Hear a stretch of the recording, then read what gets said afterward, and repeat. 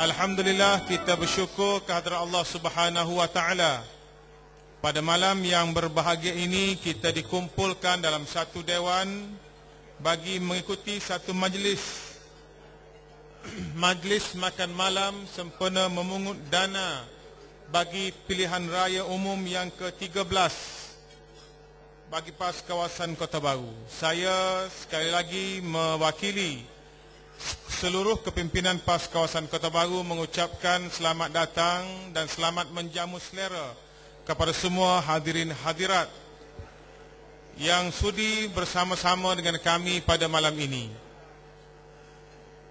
Untuk program seterusnya, saya selaku pengerusi umum dengan ini mempersilakan Yang Berhormat Datuk Haji Wan Abdul Rahim Wan Abdullah, yang di-Pertua PAS kawasan Kota Baru, menjemput semua ahli-ahli panel untuk ke pentas bagi meneruskan program bual bicara kita pada malam ini.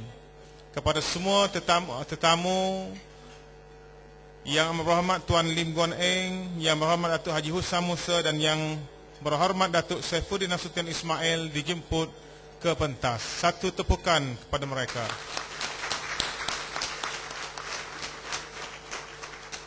Dengan ini saya menyerahkan majlis kepada Yang Berhormat Datuk Cikgu Wan Abdul Rahim.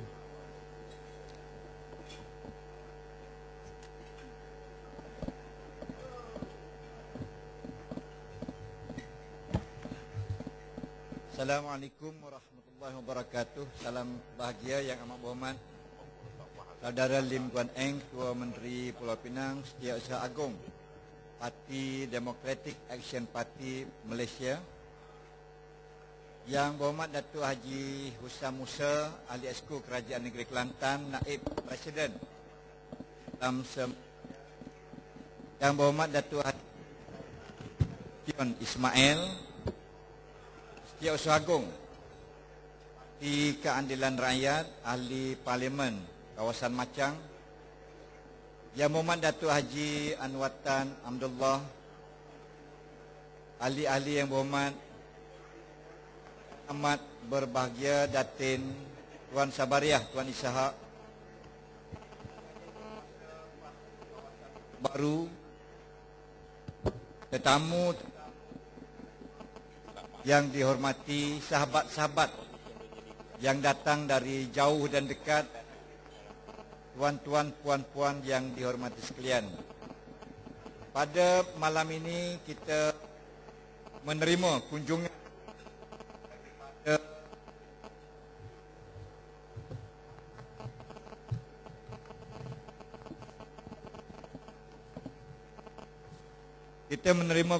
daripada 3 pimpinan yang bagi saya mereka merupakan pimpinan masa depan negara Malaysia. Sekarang mereka masih dibayangi oleh tokoh-tokoh yang sedia ada, Yang Berhormat Lim Kit Siang, Yang Amat Berhormat Tok Guru Haji Ni Aziz dan juga Datuk Seri Anwar Ibrahim. Tetapi inilah ketiga-tiga tokoh muda yang akan mencorakkan politik arus perdana pada masa hadapan. Dan sesuai dengan itu tajuk forum kita malam ini ialah Putrajaya bermula di sini.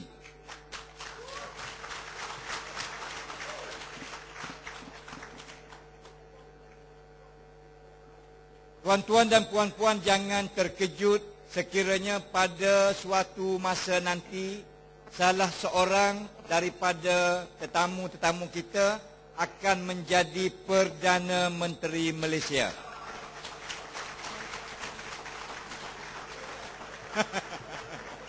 Saya tidak nak teka siapa, tapi salah satu daripada mereka akan menjadi Perdana Menteri Malaysia, insya-Allah. Untuk memulakan perbincangan yang pada pusingan pertama, kita memberikan 10 minit kepada panelis kita. Kemudian daripada ini, saudara-saudari boleh mengemukakan persoalan dan pandangan untuk diberikan respons daripada ketiga-tiga panelis kita. Saya akan menjemput Datuk Haji Husam Musa, seorang yang masih berpengaruh di dalam Parti Islam se-Malaysia, dan beliau 30 tahun dulu datang jumpa saya dan menyatakan bahawa beliau mewakafkan dirinya kepada PAS. Kita tidak pernah dengar istilah mewakafkan diri kepada PAS, dan beliau duduk di pejabat PAS, tidur di pejabat PAS, naik motosikal buruk, cetak Gemar Pemuda pada waktu itu dengan tidak ada gaji dan tidak ada allowance, tapi sekarang merupakan suatu tokoh yang berpotensi untuk mencorakkan masa depan politik negara. Dengan segala hormatnya dipersilakan Datuk Haji Husam Haji Musa.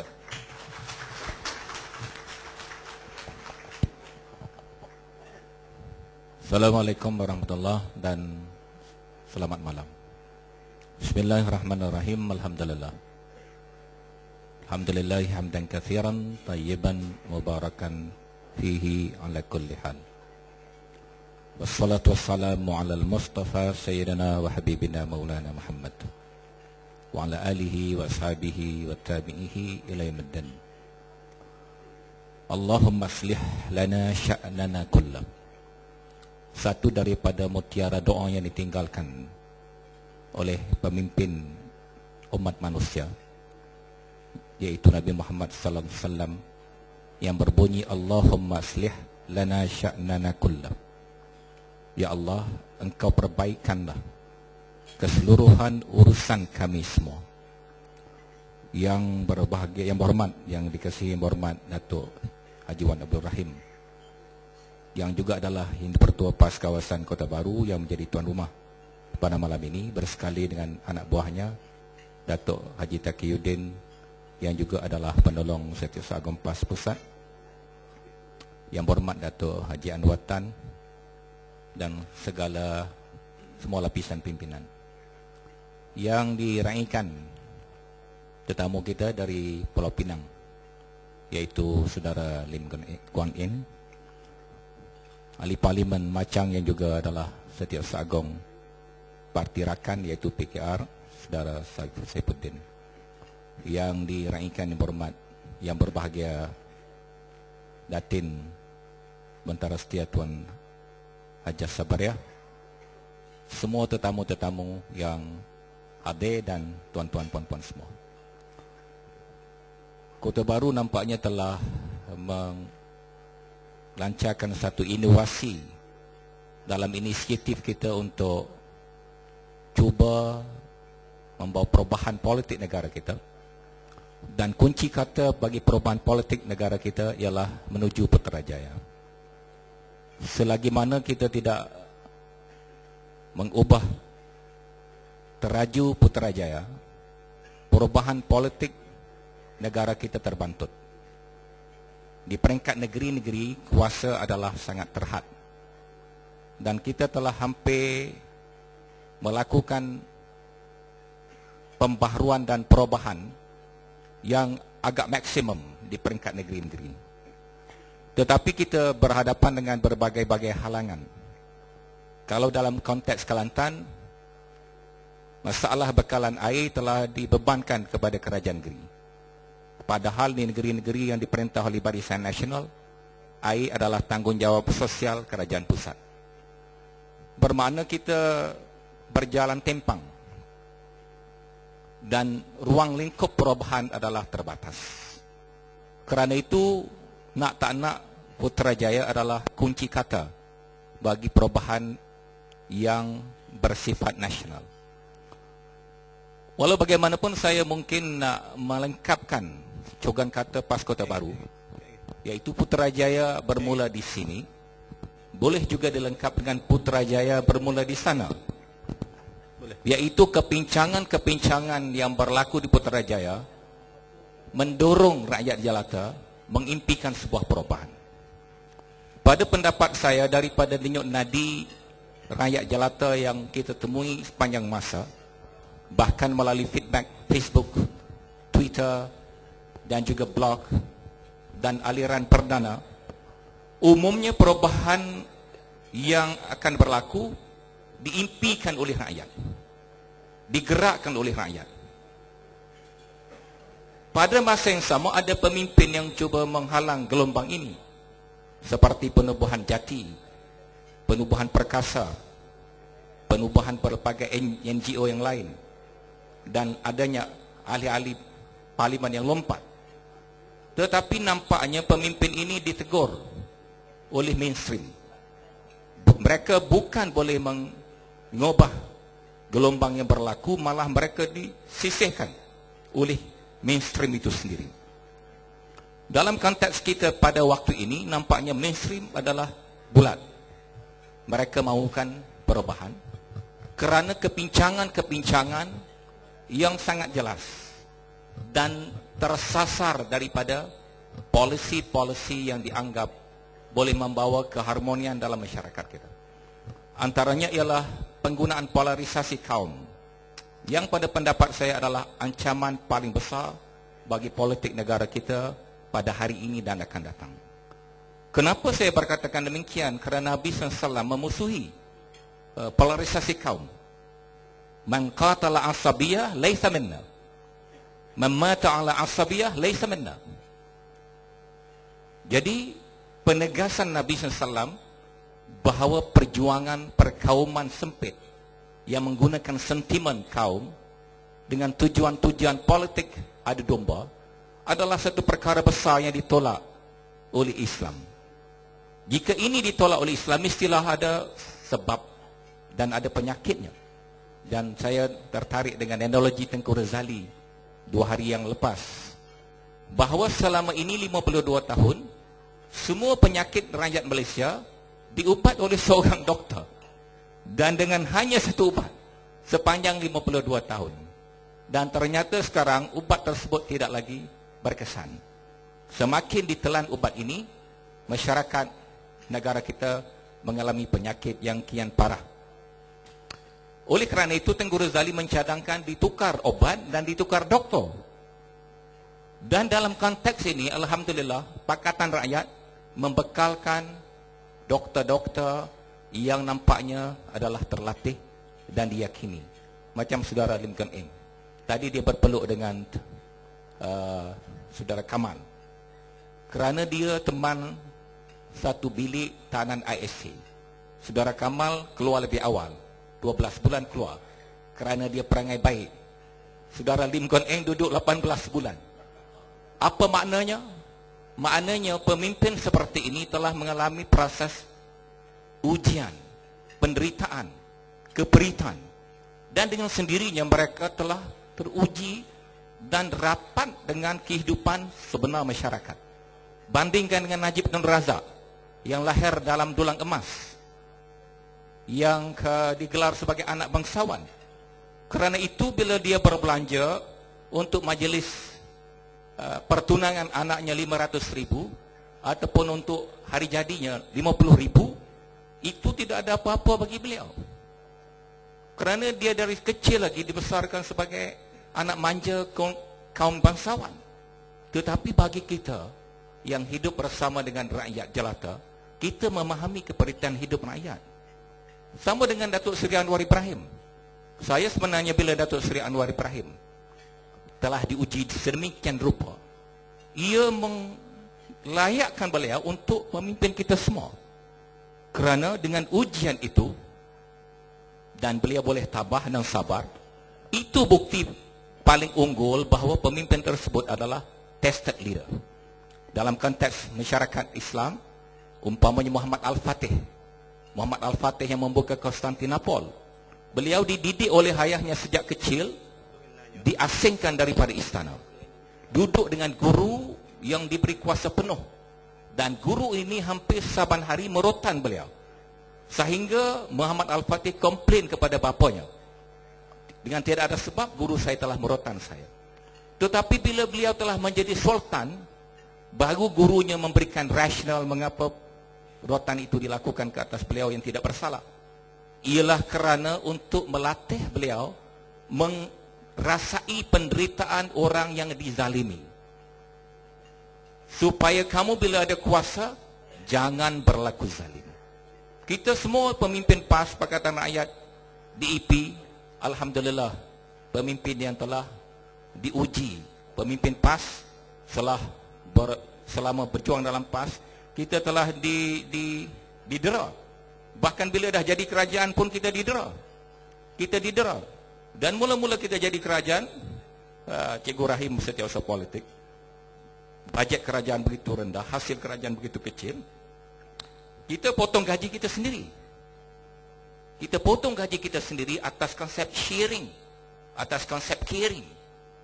Walaupun jumlahnya dianggap kecil setiap bulan, tetapi bagi gaji untuk guru sendiri yang telah dipotong RM3,000 lebih sebulan sejak tahun 1990, saya kira jumlahnya sudah jutaan ringgit. Ini nilai sharing kita. Siapa yang nak mentadbir negara pada masa akan datang mesti mempunyai multiracial feelings dan mesti mempunyai perasaan caring and sharing yang luar biasa, yang naik daripada rakyat jelata sehingga sampai ke puncak kuasa, dan dengan itu mereka mengerti penderitaan rakyat. Ambil saja contoh PTPTN. PTPTN. Bagi keluarga kaya di bandar, membayar PTPTN bukan suatu perkara yang sukar. Tetapi bagi anak-anak Kelantan bilangan adik-beradik 10 orang, ibu bapa yang miskin, ia adalah satu beban. Dan bila Menteri Pelajaran berkata, Menteri Pelajaran Tinggi berkata, kalau anak muda nakkan pinjaman PTPN dihapuskan, mereka tak perlu berdemonstrasi 14 April ini, tetapi mereka boleh menggunakan kuasa undi mereka mengundi pembangkang. Saya sangat berterima kasih dengan kenyataan ini. Tahniah kepada menteri kita. Sekarang terpulang pada ibu bapa, kepada mahasiswa, kepada anak muda, kerajaan mana yang mereka nak pilih. Kalau anak muda memberikan lonjakan pada Pakatan Rakyat, bukan saya jadi Perdana Menteri, bukan saudara Lim Kuan Eng jadi Perdana Menteri, bukan saudara Saifuddin, dan itu bukan mustahak. Yang mustahak adalah impian kita selama ini, melihat perpaduan kaum dalam negara kita, melihat semua kaum adalah sebagai potensi, sebagai khazanah, dan dengan itu memakmurkan negara kita atas dasar-dasar moral, dan kita semua menikmati kehidupan yang baik di dunia ini dan bagi orang Islam di akhirat nanti. Sudah cukup bagi kami. Dan 2 hari lepas ada satu doa yang dibacakan oleh Ustaz Mustafa dalam munajat perdana kita. Kita berharap Allah SWT tidak mematikan kita sebelum kita melihat Putrajaya bertukar wajahnya. Saya rasa hasrat ini insya-Allah akan tercapai, oleh kerana saya telah melebihi masa dan tetamu kita datang dari jauh. Saya rasa majlis ini perlu diberi keutamaan pada teman saya. Sekian, Assalamualaikum warahmatullahi wabarakatuh. Waalaikumsalam warahmatullahi wabarakatuh. Terima kasih kepada Tok Haji Ustaz Musa. Soalan saya kepada Yang Berhormat Datuk Saifuddin, bolehkah kita ke Putrajaya?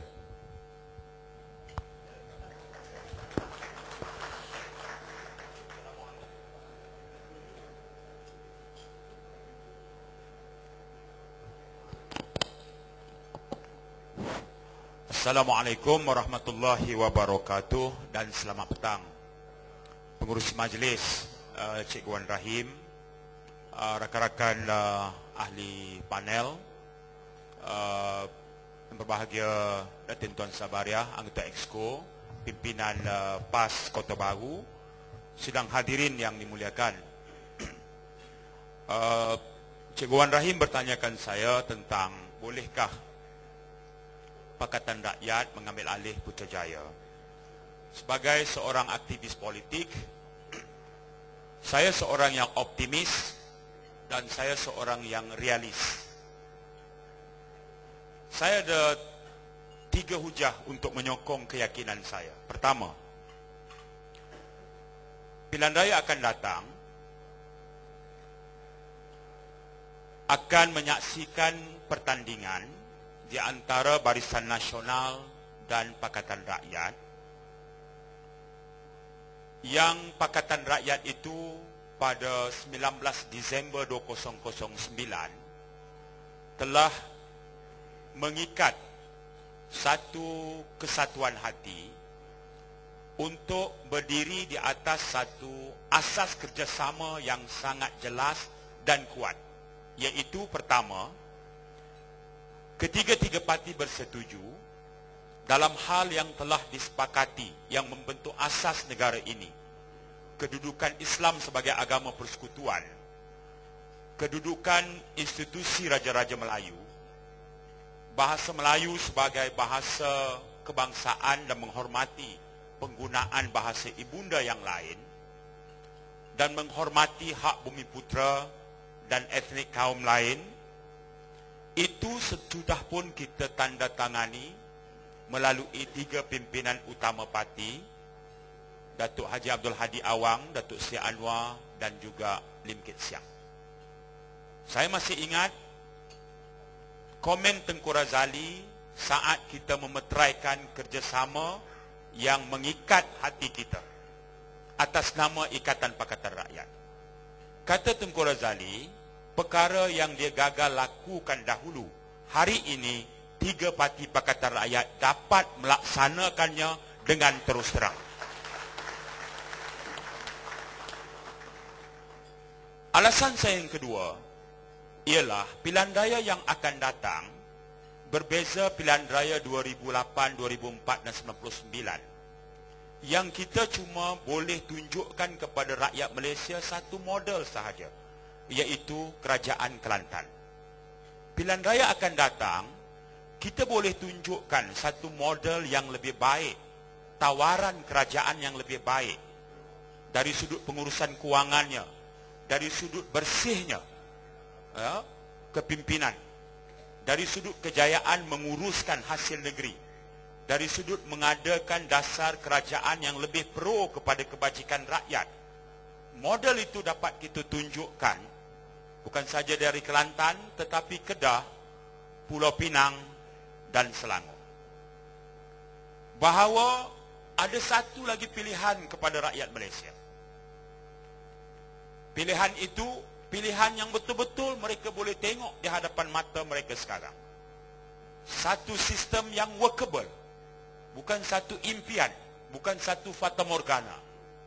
Bercakap tentang keupayaan menambah hasil negeri, bercakap dari sudut keupayaan mengurangkan beban hutang. Siang tadi di Parlimen terhadap soalan Ipoh Timur, sahabat saya, Saudara Kula, yang bertanyakan tentang rekod hutang kerajaan negeri, yang tinggal 37 juta ringgit hutang kerajaan negeri itu ialah Ipoh Barat, ya, bukan Ipoh Timur. Ipoh Timur Obi Kit Siang, Ipoh Barat Obi Kula, Pulau Pinang 4 tahun di bawah pimpinan CM Guan Eng, hutang negeri kepada pusat sekarang 37 juta ringgit. 37 juta ringgit. 30. Ya. Baik. Negeri paling tinggi hutang ialah hutang yang kita warisi daripada kerajaan UMNO Kedah, 2.4 bilion. Itu Kedah. Sekarang Ustaz Azizan kita terpaksa bayar ikut jadual. Ya. Saya nak sebut 5 negeri yang pelaburan asing paling tinggi. Daripada 5 negeri itu, 3 adalah negeri Pakatan Rakyat. Ini rekod kita. Ya. Ini juga satu rekod kita. Selangor 4 tahun kita memerintah, dia punya simpanan sekarang jumlahnya 1.9 bilion. 50 tahun UMNO memerintah, simpanannya 700 juta. Kita 4 tahun 1.9 bilion. Ini Selangor. Tuan-tuan yang saya hormati sekalian, mesej saya mudah. Pilihan raya kali ini, kita dapat menampilkan satu corak kerajaan yang lebih meyakinkan dari sudut tata kelola, pengurusan keuangan, keupayaan menguruskan ekonomi negeri dan menjaga kebajikan rakyat. Barisan Nasional tak ada langsung asas moral untuk mempertikaikan kejayaan negeri-negeri Pakatan Rakyat ini. Sebab itu yang dipilih serang kita apa? Saya tengok TV3 tadi. Masih isu tapak masjid. Wan Eng jual tapak masjid. Ya. Itu isunya.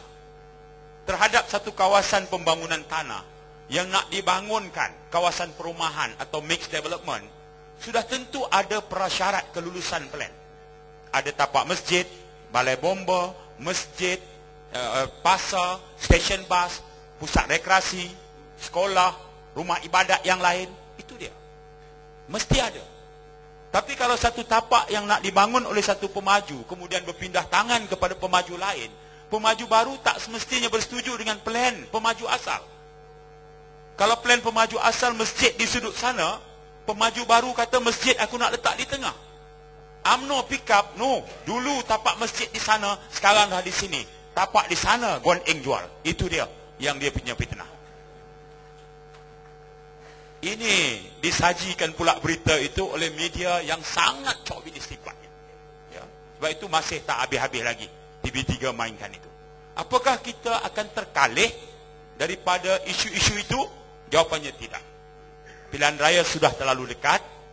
Rekod kita boleh menceritakannya. Yang ketiga, yang terakhir untuk pusingan pertama ni Cikgu Rahim. Keyakinan saya ialah kerana lawan kita itu sudah tak boleh buat apa saja. Sentuhannya semua sentuhan yang tak menjadi. Menguruskan soal kaki tangan awam dan kenaikan gaji, skim baru perkhidmatan awam, itu menimbulkan kemarahan luar biasa di kalangan kaki tangan awam. Manakan tidak? Ya. Angka yang kecil di kalangan penjawat awam, kenaikannya itu luar biasa. Sedangkan penjawat awam yang lebih rendah itu, kenaikannya sangat kecil. Tapi kerana langkah itu tidak popular, Perdana Menteri terpaksa tunduk dengan tekanan. Penyenaraian Felda, walaupun Perdana Menteri umumkan bahawa durian runtuh untuk peneroka itu menyebabkan peneroka terkejut dan tersandar, tak jangka-jangka. Ya. Itu umpan yang akan diturunkan pada bulan Mei nanti. Tapi bagaimana mereka nak menjawab skandals yang tak putus-putus? Bagaimana mereka nak turun untuk jelaskan kepada rakyat justifikasi 250 juta itu layaknya hanya untuk keluarga menteri berlembu. Mereka tak boleh nak padam daripada stigma itu. Sebab itulah rekod itu panjang, skandal itu terlalu banyak. Ya.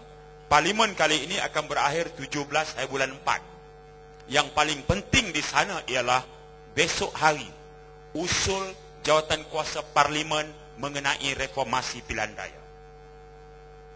Besok, tadi saya bersama Ketua Menteri Wan Eng dan ramai pimpinan lain mengadakan pre-council untuk menerangkan tentang pendirian kita apa akan berlaku pada besok hari. Ketika kerajaan membentangkan itu, pendirian kita sangat jelas. Tuntutan reformasi politik yang fundamental tidak akan kita kompromis. Jika kerajaan gagal memasukkan dalam usul itu besok dan menyerahkan kuasa kepada SPR untuk melaksanakannya, perkara yang fundamental yang saya maksudkan ialah daftar pemilih induk wajib dibersihkan. Jika itu tidak dibersihkan, indelible ink tidak ada apa-apa makna. Setakat ini ada 4 contoh yang paling kuat untuk menyokong hujah kita daftar pemilih tidak bersih. Pertama, 42,000 nama ada dalam daftar induk SPR, tak ada dalam rekod Jabatan Pendaftaran Negara. Tak ada rekod JPN, artinya tak ada kad pengenalan. Tak ada kad pengenalan, macam mana ada nama dalam daftar induk? Siapa yang bagi maklumat ini? Yang bagi maklumat ini ialah Tan Sri Aziz Ismail sendiri, pengerusi SPR kepada jawatan kuasa parlimen. Ini dia asasnya. Apa wakil kita minta? Wakil kita minta nama itu dipadamkan. Apa jawab SPR? Kami tak ada kuasa untuk padamkan nama-nama itu. Yang kedua, pilihan raya 2008 ada 100,000 sukarelawan SPR. Pilihan raya yang ke-13 akan datang, SPR telah pun mendaftar 240,000 sukarelawan. Kita tanya SPR, bagaimana sukarelawan ini akan mengundi?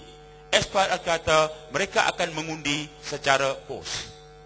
Tahukah kita 240,000 ini angka lebih besar daripada jumlah asal pengundi pos yang ada dalam daftar pemilih.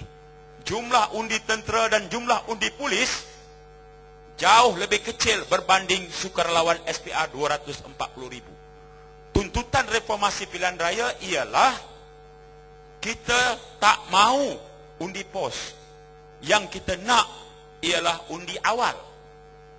10 hari bulan mengundi, tentera dan polis boleh mengundi 8 hari bulan. Itu namanya advance voting.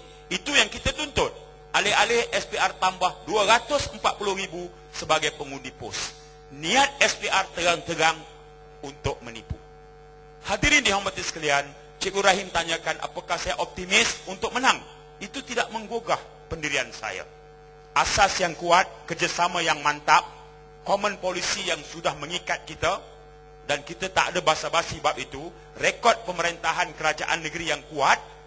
Saya yakin penuh jika kita dapat kurangkan atau patahkan potensi manipulasi SPR pada pilihan raya akan datang, tema atau tagline forum kita Putrajaya bermula di sini insya-Allah akan menjadi kenyataan.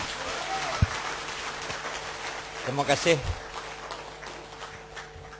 Apabila Lim Guan Eng ditahan kerana membela seorang gadis Melayu yang diperkosa oleh seorang pembesar UMNO di Melaka, saya mengalirkan air mata apabila Lim Guan Eng dan Lim Kit Siang berpelukan. Air mata saya bukan kepada Lim Guan Eng. Air mata saya untuk bapaknya Lim Kit Siang. Kerana Lim Guan Eng menjadi mangsa kepada politik yang nak dikenalkan kepada Lim Kit Siang. Apabila Lim Guan Eng dilantik menjadi Ketua Menteri Pulau Pinang, terpampang di dalam akhbar Lim Guan Eng bersama dengan Lim Kit Siang berada di tingkat 28 bangunan Kompleks Tun Abdul Razak untuk melihat. Saya mengalirkan air mata gembira bukan kepada Lim Guan Eng tetapi kepada Lim Kit Siang. Itulah penghormatan saya kepada pejuang-pejuang DAP. Dengan segala hormatnya dipersilakan Yang Amat Berhormat Lim Guan Eng dengan suatu soalan, what can you offer to the rakyat of Malaysia? Terima kasih Cikgu Rahim, juga semua yang berhormat di panel yang bersama dengan saya pada malam yang mulia ini. Tuan-tuan puan-puan yang hormati sekalian, salam sejahtera, selamat malam. 各位亲爱的同胞，大家晚上好。Daimagere, perigere, sakodri, malai wanakem. Saya rasa soalan yang ditujukan oleh Cikgu Rahim ini seharusnya bukan ditujukan kepada saya. Saya hanya seorang saja. Yang harus jawab ialah apakah Pakatan Rakyat boleh tawarkan untuk rakyat Malaysia. Kerana dalam perjuangan untuk menuju ke Putrajaya, bukan sekadar seorang, bukan sekadar satu parti, tetapi bergantung kepada Pakatan Rakyat, iaitu 3 parti bersama-sama menjalankan satu usaha sama yang bersejarah untuk menukar kerajaan bersifat kroni sekarang kepada sebuah kerajaan berjiwa rakyat. Tapi sebelum saya teruskan ucapan saya ingin ucapkan terima kasih ke atas Cikgu Rahim kerana menjemput saya dan juga memberikan penghargaan yang amat tinggi bahawa dalam panel ini mungkin ada seorang akan jadi Yang Amat Berhormat Perdana Menteri, bakal Perdana Menteri. Tapi saya ingin akui bahawa saya memang tak layak. Saya rasa sekadar jadi Ketua Menteri dah cukup. Biarlah orang yang lebih layak daripada saya untuk menanggung tanggungjawab yang berat ini. So, saya exclude myself. Tapi yang penting ialah bukan secara individu, secara parti atau secara pakatan. Dan matlamat kita seperti yang saya sebut, untuk menubuhkan sebuah kerajaan berjiwa rakyat, untuk selamatkan Malaysia daripada menjadi bankrupt. Dan bila kita sebut Malaysia jadi bankrupt, ini bukan Pakatan Rakyat yang sebut. Itu yang dimaklumkan oleh siapa? Menteri di Jabatan Perdana Menteri, Datuk Seri Idris Jala. Ini satu ancaman yang benar, bukanlah ancaman yang kita lihat dalam TV3. Jual tapak masjid, Wan Ing ganti agung, ingat tak? Haramkan peralakan maulud. Itulah yang dimainkan di kalangan orang Melayu. Fitnah, pembohongan ini saya tak mau jelaskan asal usul. Tadi Yang Berhormat Saifuddin pun telah ceritakan apa yang sebenarnya berlaku. Malah pemaju Datuk Seri Nazir Arif, seorang Muslim, pun menyatakan kita akan ikut garis panduan yang seragam di seluruh Malaysia, di mana kalau kita buat apa-apa pemajuan ataupun pembangunan, mesti ada peruntukan untuk tujuan awam, baik masjid, baik padang, baik rumah kos rendah. Ini semua telah termaktub dalam undang-undang. Tapi masalah dengan UMNO, dia tak tahu undang-undang.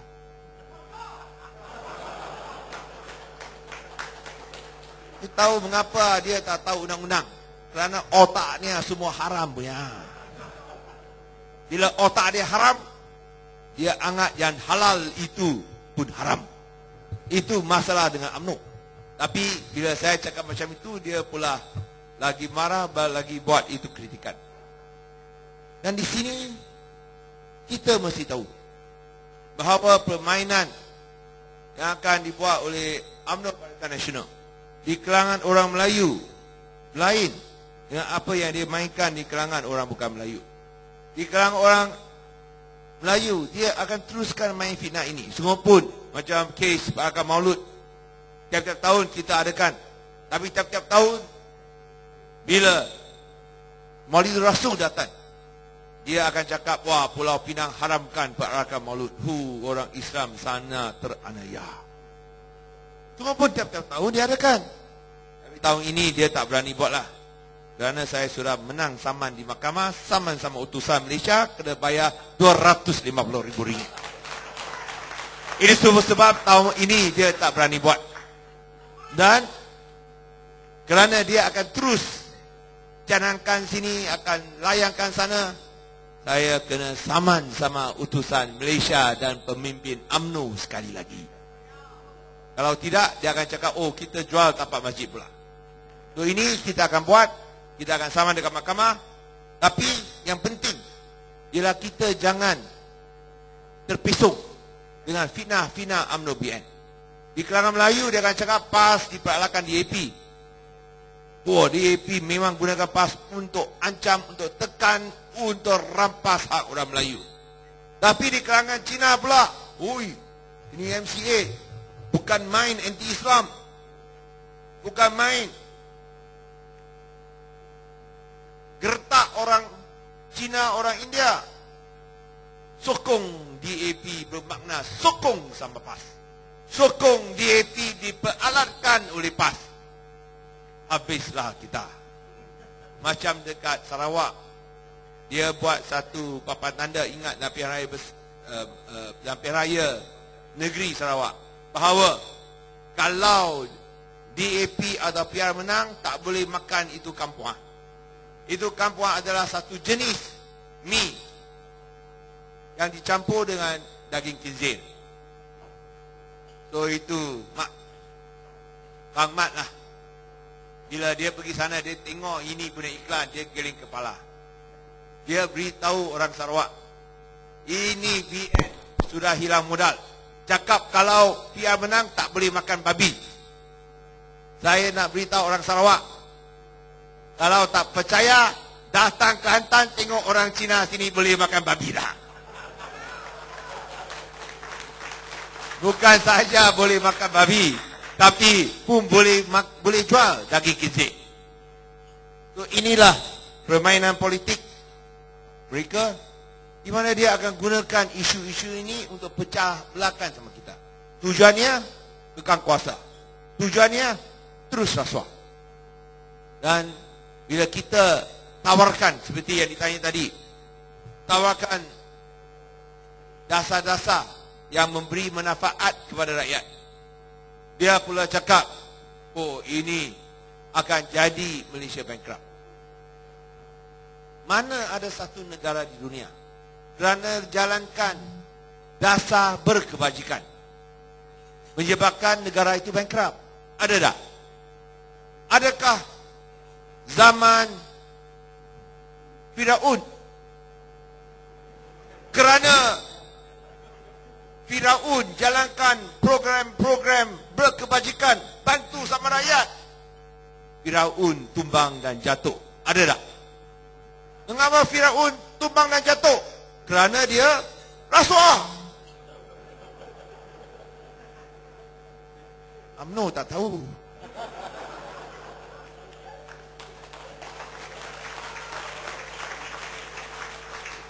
Kerana dia ingat dia macam piramid, nah takkan tumbang pihak. Tapi di sini yang jadikan Malaysia bankrupt ialah rasuah.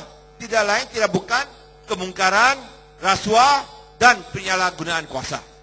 Ini dalam sejarah ada banyak contoh, bukan saja Firaun, di semua tamuan, di semua dinasti, baik Roma, baik Cina, baik India, Arab pun serupa. Kalau rasuah, habis semua. Dan Malaysia akan menghadapi ajal yang sama kalau kita terus sokong sama Barisan Nasional. Apa yang Pakatan Rakyat tawarkan ialah selamatkan Malaysia daripada masalah kebankruptan.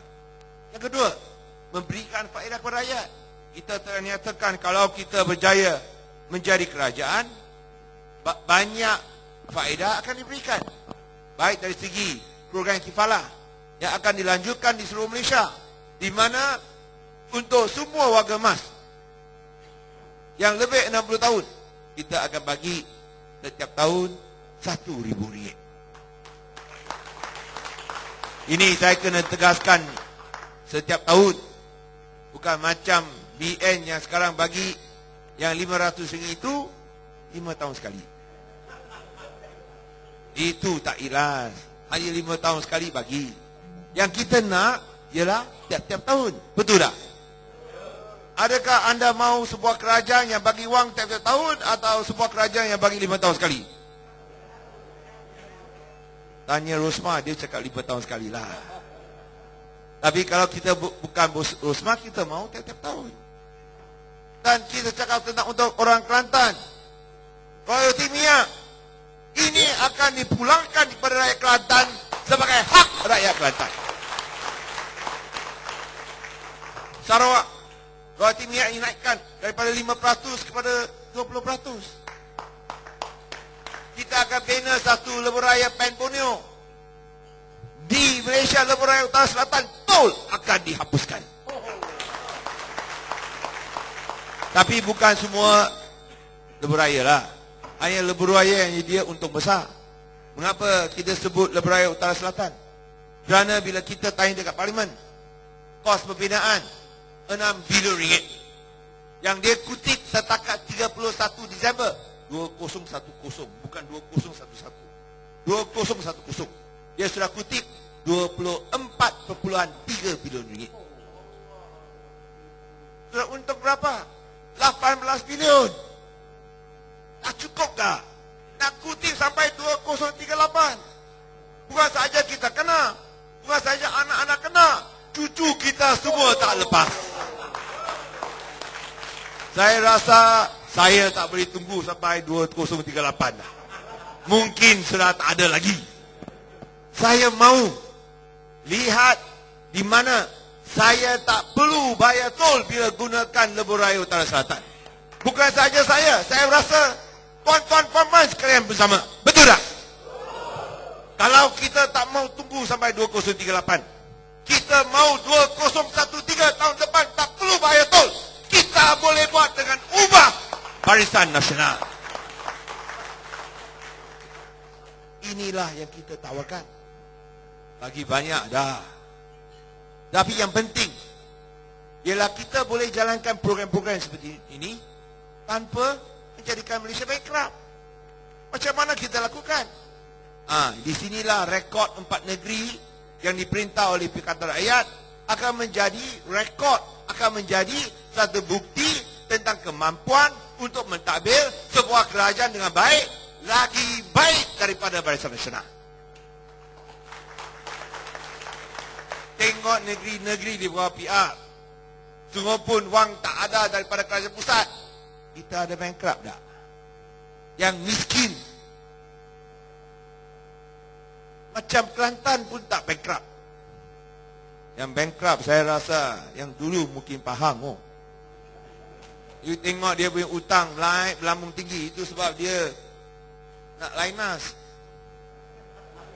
nak kilang nada bumi Lainas. Nasib baik Kelantan di bawah PAS. Kalau Kelantan di bawah BN pun ada satu lagi kilang Lainas.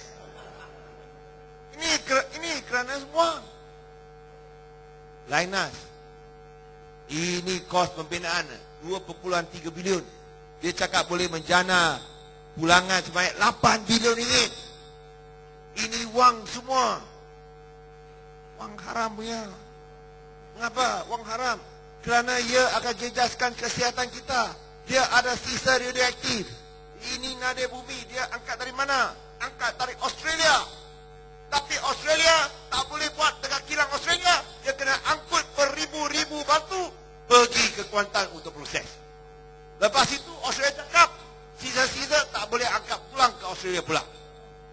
Masuk akal ke?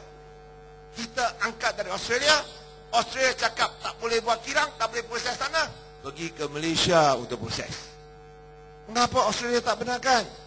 Kerana dia menjejaskan alam sekitar dan mengancam kesihatan dan keselamatan penduduk di situ. So, ia jelas. Ia jelas. Membahayakan rakyat. Tapi demi wang, apa pun boleh buatlah. Tentu, bila menteri cakap, selamat, kita punya pakar-pakar, selamat. Jangan bimbang, semua selamat. Yalah, percaya BN selamat. Tengok itu stadium pun tak boleh bikin. Bina stadium sampai bumbung pun jatuh. Selamat. Kalau bina stadium bumbung pun boleh jatuh, macam mana kita boleh yakin tentang jaminan seperti ini? Dan kalau mereka betul-betul percaya itu selamat, mengapa nak bina ini kilang radioaktif di kawasan rakyat biasa? Kalau betul-betul selamat, binalah di belakang rumah menteri lah. Betul tak? Itu yang kita nak pastikan, yang kita tawarkan ialah Malaysia yang bersih, Malaysia yang hijau, Malaysia yang selamat dan Malaysia yang sihat. Saya rasa itu lebih bermakna daripada apa yang boleh ditawarkan oleh Barisan Nasional. Ialah selain daripada Perdana Menteri Malaysia, dia punya isteri Datuk Seri Rosmah. Saya nak akhiri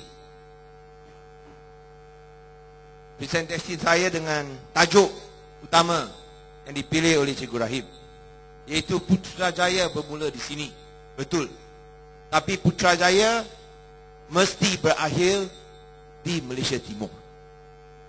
Kerana kalau kita nak menawan Putrajaya, bermula sekadar di Kelantan tak cukup, di Kedah tak cukup, di Pulau Pinang tak cukup, di Selangor tak cukup, malah di Terengganu tak cukup, di Negeri Sembilan tak cukup. Kita mesti berakhir di Malaysia Timur. Itu adalah realiti dan hakikatnya. Kalau kita tak boleh menang sekurang-kurangnya 1/3 kerusi, iaitu 19 buah kerusi daripada 56 kerusi di Malaysia Timur, saya rasa agak sukar sikit untuk mencapai matlamat menawan Putrajaya. Saya yakin berdasarkan keputusan Pilihan Raya Besar Negeri Sarawak, kita ada peluang untuk mencapai matlamat ini. Kerana seperti yang kita tekankan dalam pilihan raya besar, tidak ada sebab mengapa negeri-negeri yang kaya dengan sumber asli seperti Sabah dan Sarawak mesti terus jadi miskin, di mana kadar kemiskinan lagi tinggi daripada Kelantan, tinggi daripada Kedah. Dan mesejnya ialah sama yang saya sebut pada awalnya, iaitu macam mana kita kaya dengan sumber asli. Kita boleh ada tanah, kita boleh ada balak, kita boleh ada minyak, kita boleh ada gas, tak guna kalau kita pun ada buaya.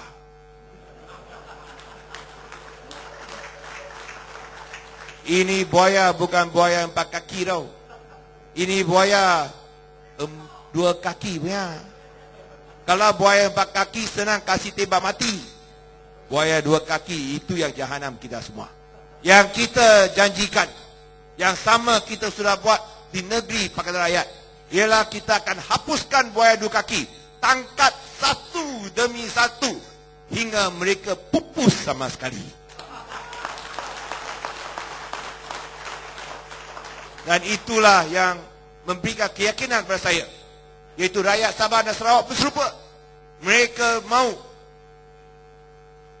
hidup dalam negeri, duduk dalam negeri yang tak ada buaya 2 kaki.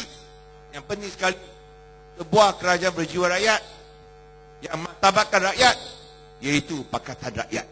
Sekian, terima kasih. Terima kasih kepada Yang Amat Berhormat Lim Guan Eng. Tuan-tuan dan puan-puan sekalian, sekarang saya nak cuba mendapatkan maklum balas dan persoalan cadangan daripada floor. Jadi tuan-tuan boleh menggunakan cordless yang akan dibawa. Kita sekarang ditonton melalui siaran langsung KTV dan UTTV di seluruh dunia.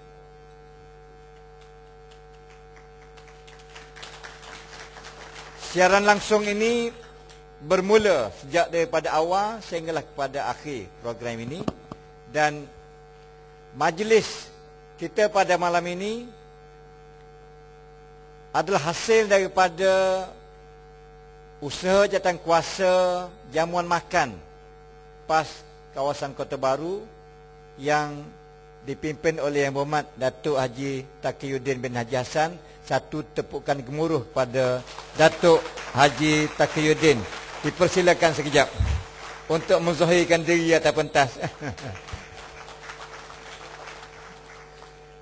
Bukan mudah nak dapat Lim Guan Eng nak mari ke Kota Baru. Bukan mudah.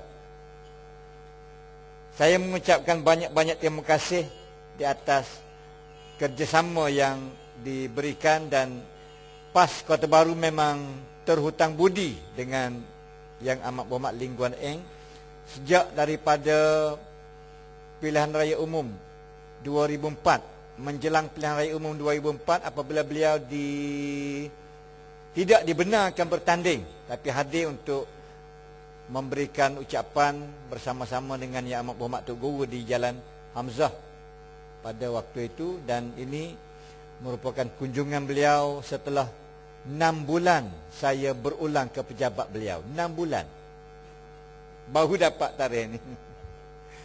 Sila. Ya. Assalamualaikum warahmatullahi wabarakatuh. Perkenalkan diri. Nama saya Muhammad Zamri bin Ghazali, wakil daripada UTTV. Saya duduk di Kuala Lumpur, tapi orang Kelantan. Saya nak komen dua Saudara Nasaruddin Nasution and the Chief Minister. Saudara Nasaruddin memberikan 3 faktor, 3 reasons. Saifuddin Nasution, I'm sorry sir,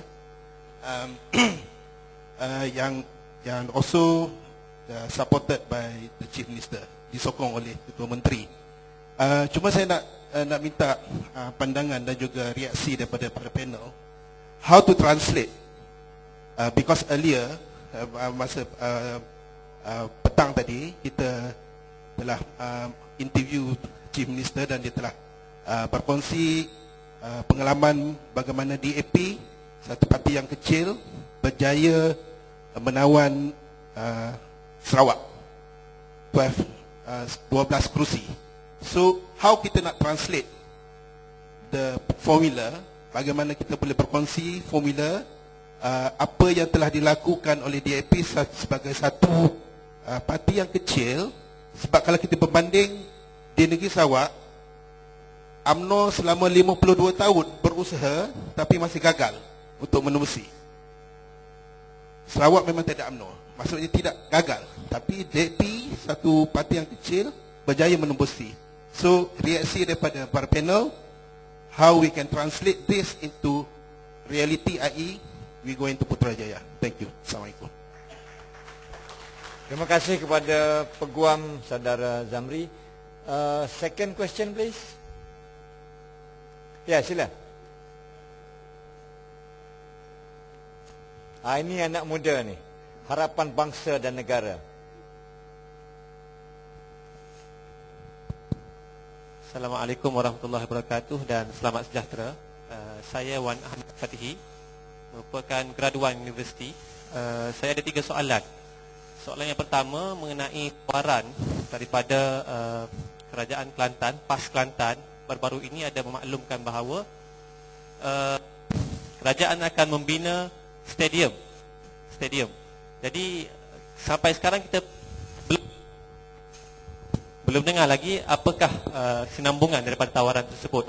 Adakah ia akan dibuat ataupun tidak. Soalan saya yang kedua berkenaan dengan dasar Pakatan Rakyat.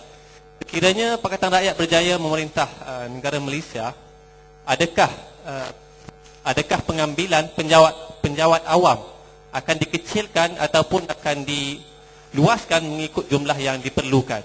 Sebab kita lihat sekarang dalam kerajaan Barisan Nasional sekarang berlaku pembekuan pengambilan penjawat awam di semua sektor, sama ada sektor perguruan, pendidikan ataupun sektor kesihatan dan sebagainya.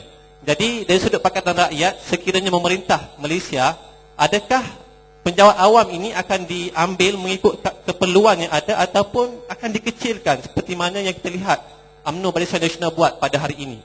Kemudian soalan saya yang ketiga berkenaan PTPTN. Saya melihat tawaran itu cukup bagus, tetapi belum melihat bagaimana mekanisme Pakatan Rakyat untuk mengagihkan pendapatan negara supaya janji untuk menghapuskan PTPTN kepada mahasiswa dan juga graduan ini realistik. Sebab kita ikut wacana dalam Facebook dan sebagainya, masih ramai lagi yang mempersoalkan persoalan ini. Sebab tidak ada satu mekanisme yang jelas supaya dipahami oleh semua orang. Sekian, terima kasih. Okey, dan akhirnya yang ketiga. Sila. Okey. Depan. Okey. Depan ni. Ni orang suruh nak tanya ni.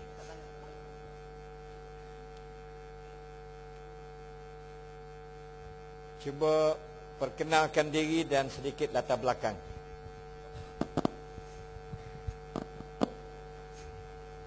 Selamat malam.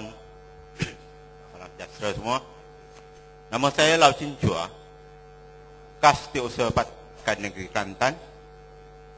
Dan hari ini saya bersama dengan Pakatan Rakyat.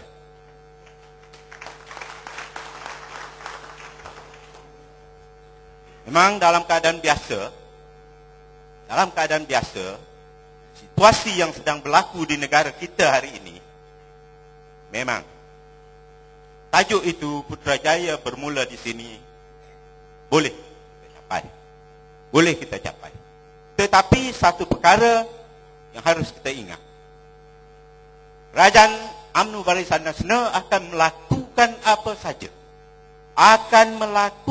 saja untuk mempertahankan Putrajaya.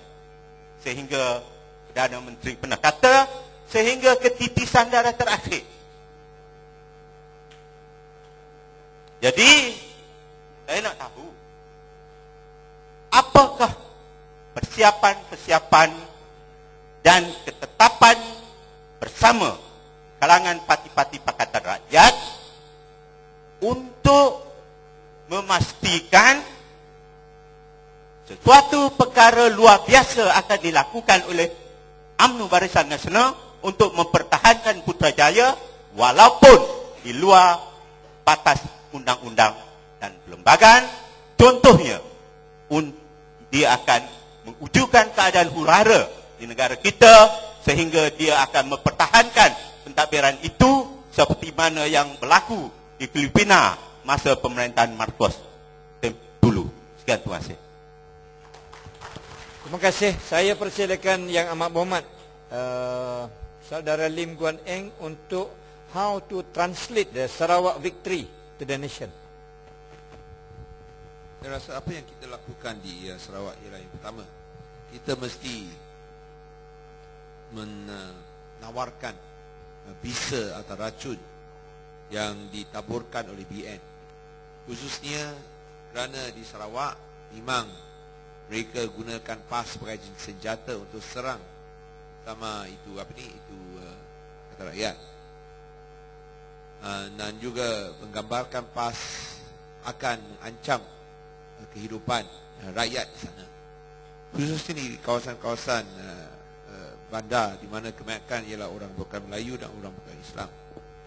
Dan di sini kita telah menangkis itu serangan mereka dengan jayanya, dengan menyatakan menjelaskan tentang pembohongan ini.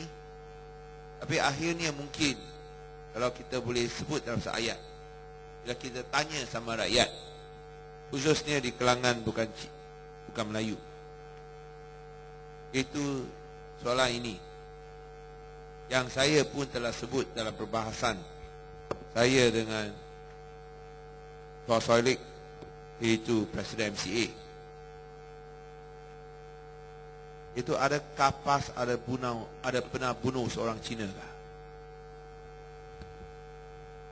Ini saya rasa tak dapat dijawab oleh Barisan Nasional. Tapi pada masa yang sama, saya rasa mungkin soalan ini pun kena ditujukan kepada UMNO.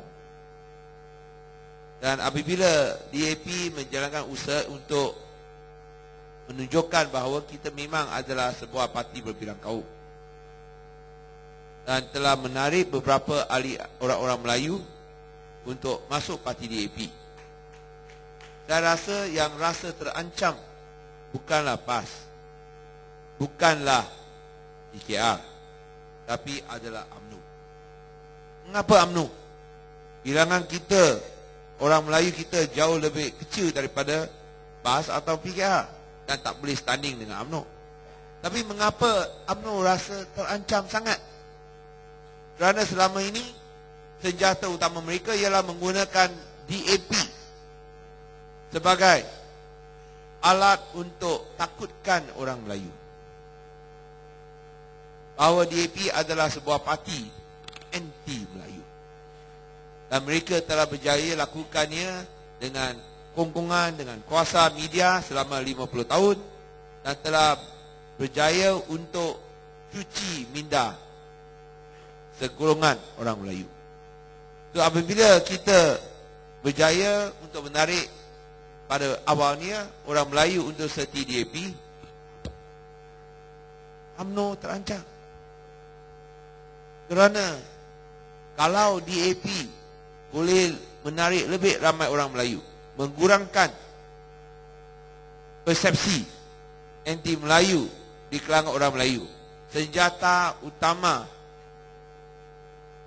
UMNO tak akan makan lagi. Dan kalau senjata ini tak boleh pakai, maka mereka tak boleh gunakan serangan bahawa PAS atau PKR diperalatkan oleh DAP. So saya rasa itulah usaha yang kita kena buat. Sungguhpun dari segi offense, dari segi serangan, kita memang bagus. Tapi kita pun mesti main pertahanan. Macam main bola. Selalunya pasukan yang jadi jago Kalau kita lihat Liga Perdana, Liga Premier League Football, biasanya pasukan yang menang jadi jago adalah pasukan yang dapat bertahan dengan baik.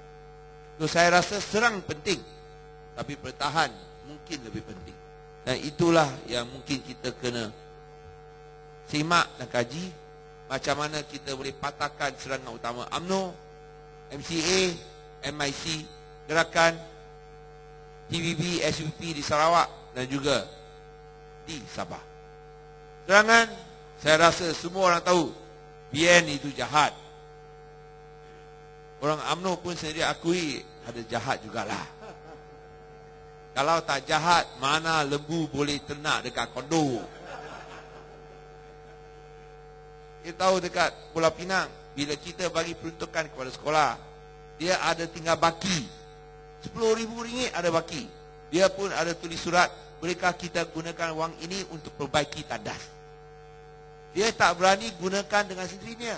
Dia pun akan tulis surat, ada baki RM10,000, bolehkah kita tak perlu pulangkan kepada kerajaan negeri, kita gunakan ini untuk perbaiki tandas. Sekolah pun tahu. Sekolah rendah bukan sekolah menengah. Sekolah rendah dia pun tahu kena buat macam ini.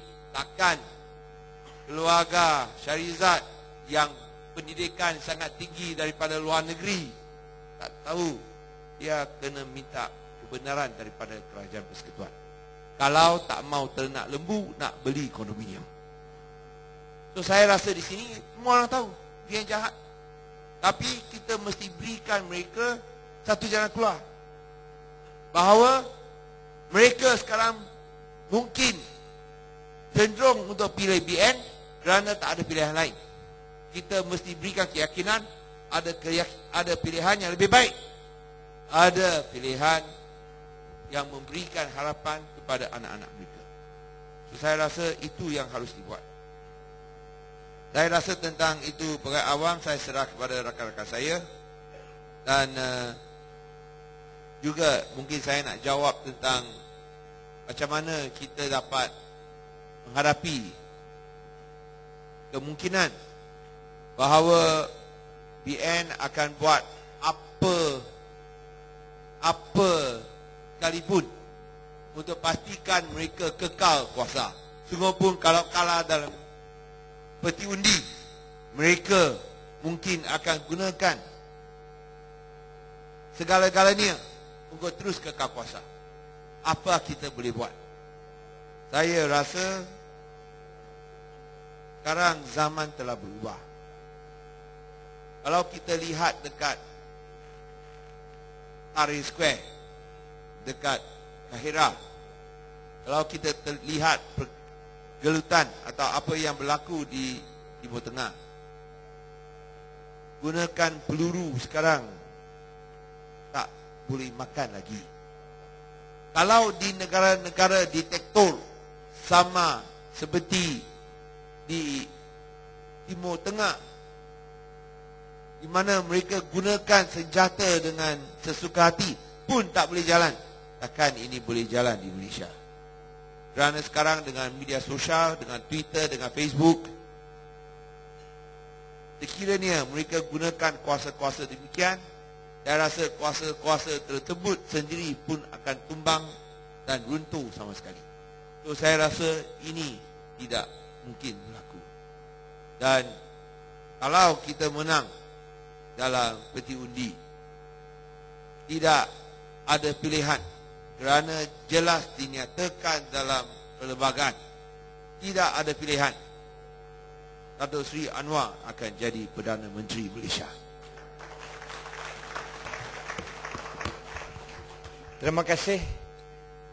Adakah dasar Pakatan Rakyat, apakah dasar Pakatan Rakyat mengenai dengan penjawat awam, apakah akan dikurangkan apabila kita mendapat kuasa? Sila Wabi Datuk Saifuddin.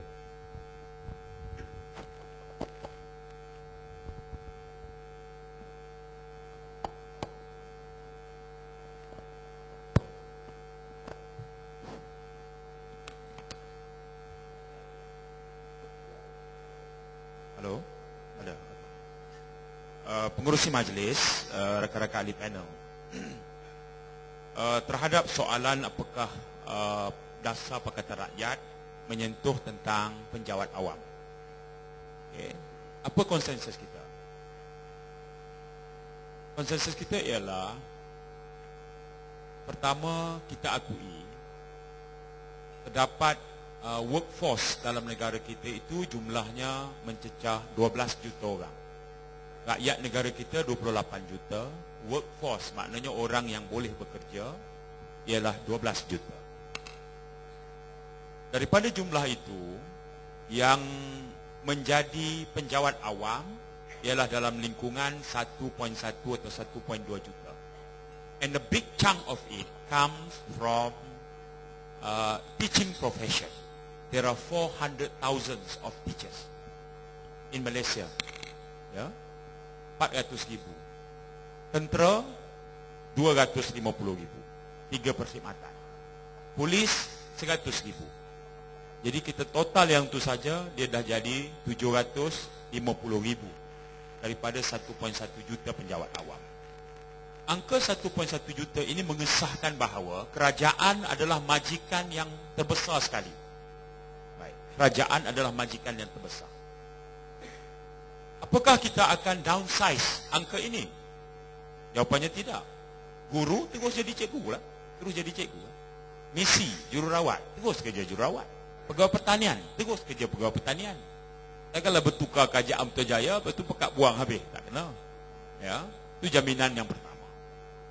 Soalnya ialah, apakah kita akan increase pengambilan kaki tangan awam? Dan isunya ialah isu kecekapan sektor perkhidmatan awam. Isu yang kedua ialah apakah kerajaan harus kekal sebagai majikan yang terbesar, atau sektor ekonomi diperhebatkan dan dirancangkan supaya sektor swasta juga boleh menjadi majikan dalam menyediakan peluang pekerjaan. Ingat, 12 juta workforce, tak mungkin semua boleh menjadi penjawat awam. Ya. Kalau daripada 28 juta, kemudian kalau 100% employment rate, tak ada yang menganggur, 12 juta semua boleh bekerja, dan semua kerja kerajaan. Tak ada satu negara dalam dunia yang macam itu. Challenge atau cabaran terbesar ialah untuk kita menggerakkan pelbagai sektor ekonomi dalam negara, terutama dengan penyertaan sektor swasta, bagi membolehkan sektor ini juga menjadi penyumbang atau penyedia peluang pekerjaan kepada rakyat. Itu dari segi perancangan makro yang boleh saya respon terhadap soalan itu. Dalam keadaan 1.1 juta pun, nisbah pekerja awam, sektor awam dengan penduduk, kita adalah antara yang tertinggi di dunia. Itu rekod dunia kita juga. Ya. Tak semesti semua rekod dunia itu baik. Dalam kes ini, ianya berkaitan dengan delivery system dan juga kecekapan dan mutu perkhidmatan. Yang kedua,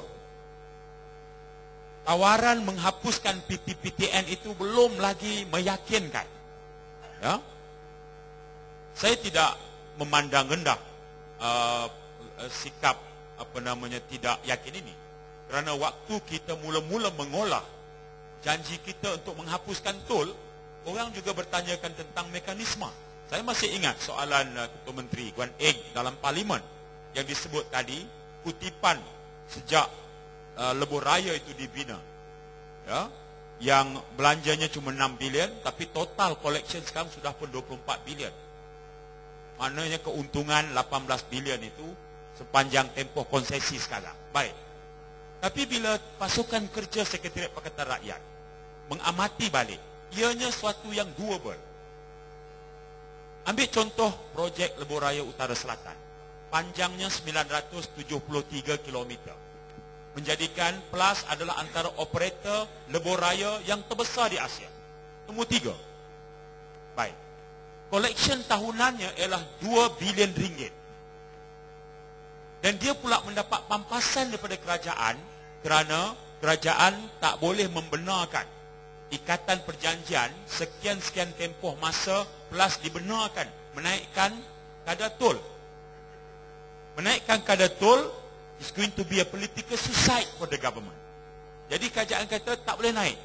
Kerana tak bagi naik itu, kerajaan membayar pampasan kepada PLAS hari ini 800 juta ringgit. Semua konsesi tol di negara kita, kerajaan belanjakan untuk tujuan membayar pampasan 4 bilion ringgit. Dalam kes ini, saya ambil contoh PLAS baru. Total collection 2 bilion, pampasan kerajaan setahun 800 juta. 2.8 bilion. Berapa yang dia belanjakan untuk maintenance? 300 juta. Berapa dia bayar untuk pentadbiran dan juga emolument, gaji, kaki tangan dia? 300 juta. 2.8 tolak 600, dia masih untung 2.2 bilion. Itu baru PLAS. Setiap tahun. Itu on top of 18 bilion yang dia dah kutip selama ini. Baik. Hari ini, kalau kita tengok siapakah pemegang saham terbesar dalam PLAS? Almost 70% of the share belong to the government through government link companies. Kalau kita mengambil alih PLAS, kita cuma perlu membayar untuk 30% saja lagi. Berapa nilai duit kita yang bersamaan 30% ini? Jumlahnya ialah 8 bilion ringgit. Kalau kita bayar 8 bilion ringgit, kita telah mengambil konsesi PLAS dan menjadikan milik kerajaan. Kita boleh umumkan bahawa tol projek Lebuh Utara Selatan itu dihapus kirakan. Ini sebenarnya. Apa kesan kepada rakyat? Kesannya mudah. 2 bilion itu kekal dalam kocek rakyat dan tak sampai kepada pemegang konsesi. 2 bilion rakyat boleh guna untuk, kerana tak bayar tol, dia boleh guna untuk tujuan lain. Lori ikan dan sayur kerana menggunakan lebuh raya tak perlu bayar tol. Itu akan mengurangkan kos barangan. Mengurang kos barangan, kita pembeli di bawah juga berbelanja dengan lebih rendah. Putaran ini adalah basic ekonomi. Jadi, kalau membeli 30% lagi ownership dalam PLAS itu, membebankan kerajaan pakatan cuma 8 bilion, orang akan tanya, where does the money come from? Where are you going to get this 8 billion? Hari ini, jangan cakap soal kita menjana revenue dulu. Kita cuma perlu singkap laporan Ketua Audit Negara yang mencatatkan bahawa kebocoran, rasuah, tiris, berbelanja lebih, tahun lepas saja 9 kementerian berbelanja lebih. Lebih daripada yang ditetapkan. Itu semua pemborosan dan pembaziran. Jangan sebut yang saya kata. Jangan petik yang CM Guan Eng kata atau Exco Kewangan Datuk Usam kata. Rujuk Ketua Audit Negara. Kerugian setahun itu ialah 21 bilion ringgit. Kalau Pakatan Rakyat yang menjadi kerajaan, tidak ada kebocoran, tidak ada rasuah, tidak ada salah urus keuangan, kita cuma perlu 8 bilion untuk mengambil alih 30% konsesi tol. 21 bilion tolak 8, kita masih ada 13 bilion lagi. That's how kita buat. Belum kita sentuh soal hasil minyak 90 bilion lagi, belum lagi. Itu baru penjimatan. Baru penjimatan. Ya, how much do we need to clear PTPTN debt atau loan? Is 28 billion. Sebab itu kita katakan bahawa belum lagi kita menggunakan hasil negara yang lain. Kita optimis kerana kita tak pakailah apa namanya konsultan McKinsey ke EPCO ke, tak ada. Ya, apa yang kita buat adalah kita engage segmen dalam masyarakat. Dan Sekretariat Pakatan Rakyat consists of young leaders, young Turks from these 3 different parties. Kita fikir bahawa bila kita katakan tol boleh kita hapuskan, ianya sesuatu yang doable berasaskan formula tadi. Kalau kita kata kita boleh mengambil balik, meringankan beban PTPTN itu dengan cara menghapus kira, kita juga kata ianya satu yang doable dengan mekanisme yang munasabah melalui perbelanjaan segmen keuangan melalui penjimatan baru. Ya. Hasil Petronas sekarang bagi kepada perbendaraan ialah 90 bilion setahun. 90 bilion hari ini. Kemana pergi duit itu? Isunya ialah meletakkan keutamaan dalam urusan perbelanjaan kerajaan. Nak bagi kepada keluarga menteri 250 juta bulan lembu, atau nak selesaikan pinjaman PTN kepada rakyat bawah. Urusan keutamaan. Bagaimana meletakkan keutamaan dalam perbelanjaan negara. Itu isu pokoknya. Yang kita yakin, berdasar pengalaman kita di Kelantan, pengalaman kita di Kedah, pengalaman kita di Selangor. Di Selangor tu baru hasil pasir. Belum sentuh yang lain tu. Balak ke cukai belum. Baru pasir baru. Pasir. Yang dulunya lesen pasir tu ketua UMNO bahagian, ketua MCA, ketua MIC, ketua gerakan. Dia dapat lesen. Dia cari tauke. Tauke lombong pasir, dia dapat atas angin 20,000 sebulan. Goyang kaki aja. Kita jadi kerajaan, tak ada lagi lesen kepada orang politik. Bukan saja tak ada lesen untuk orang politik UMNO, MCA gerakan, lesen berniaga pasir untuk semua PAS keadilan DAP pun satu pun tak dapat pada kita. Ya? Sebab urusan kita orang politik bukan berniaga. Lalu pergi duit tu ke mana? Kepada perbendaraan negeri Selangor. Macam mana kita buat duit tu? Kita bagi balik pada rakyat. Baby baru lahir, umur 1 hari sampai 18 tahun. Tabung wawasan anak Selangor, tawas. Kita tolong buka akaun. Mak bapak dia tak payah simpan pun tak apa. Kerajaan tolong simpan duit. Untuk anak dari umur 1 hari sampai umur 18 tahun. Saya selalu sebut di mana saya berceramah. Kalau ada yang masih isteri mengandung, jangan beranak di Kelantan ni. Naik kapal terbang ke, naik bas, beranak di Selangor. Dapat kad pengenalan, bagi tahu kerajaan kita, kita buka akaun. Kemudian balik duduk di Kelantan semula. Tak apa. Boleh, macam tu pun boleh. Ya, sebab syaratnya ialah lahir di Selangor. Itu baru satu. Guru-guru agama 6,000 orang. Setahun kita belanjakan 28 juta. Untuk apa? Untuk bayar allowance RM1,200. Berbanding zaman UMNO bayar RM700 allowance guru agama. Kita bayar RM1,200 sekarang. Sebab pada kita poverty level income tu, PLI tu kan, adalah 1,100. Di Selangor 1,100 tu bawah dianggap miskin, lebih dianggap tidak miskin. Kita pakai kita punya ukuran sendiri. Kita pulang balik kepada rakyat. Itu baru satu sumber. Jadi ditanya oleh adik saya tadi, soal graduan universiti, ya, mekanisme itu adalah mekanisme penjimatan perbelanjaan. Tetapi the details tu, petang tadi pun kita masih workout lagi, Wabi, berkenaan dengan tawaran manifesto kita. Kita tengah fine tune, ya, there are clear explanation on how do we bagaimana kita nak melaksanakannya itu, ya. Masih dalam construction lagi, masih dalam kita pembinaan lagi. Tapi saya optimis kalau Datuk Jid nak umum pilihan raya bulan 5 ke bulan 6, bila masa kita boleh spell out mekanisme itu dengan mudah. Buat masa ini kita mengumumkan bahawa asas keyakinan kita adalah melalui penjimatan perbelanjaan. Mekanisme lebih jelas ialah yang Datuk Usah umumkan. Bentuk kerajaan di Putrajaya, royalti minyak diberi pada Kelantan. Jumlah rakyat Kelantan yang menanggung hutang PTN dia dah kira dah. Dan banyak mana nak belanja, semua dah selesai kira dah.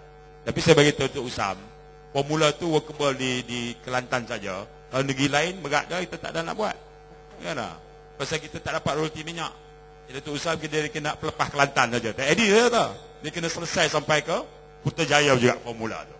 But saya nak sebut juga itu dua perkara. Zamri tadi tanyakan tentang nak terjemahkan formula DAP di Sarawak. Yang saya nak tengok adalah konsep kemenangan bersama. Menang DAP itu keadilan pun rasa menang, PAS pun rasa menang. PAS menang, DAP pun rasa kemenangan DAP, PKR pun rasa itu kemenangan PKR. PKR yang menang satu kawasan, DAP dan PAS pun merasakan itu kemenangan mereka juga.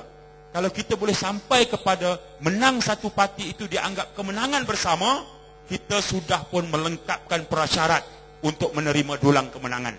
Saat-saat saja kita tidak melihat itu kemenangan DAP, kemenangan sebagainya. Sebab wujudnya parti kita capture segmen pengundi yang berbeza. Ya. DAP bertanding di Sibu, bertanding di Kuching, bertanding di kawasan-kawasan urban. Keadilan terpaksa meneroka kawasan pedalaman. Rapid. Ya, daripada bandar nak ke Rumah Panjang tu 4 jam naik kereta, bersabung nyawa dengan buaya dan sebagainya. Ya. Tapi buaya tak ada di Kuching. Di situ kawasan DAP bertempur. Kami bertempur di Tapit. Kami bertempur di mana? Lanang. Kami bertempur di Baram.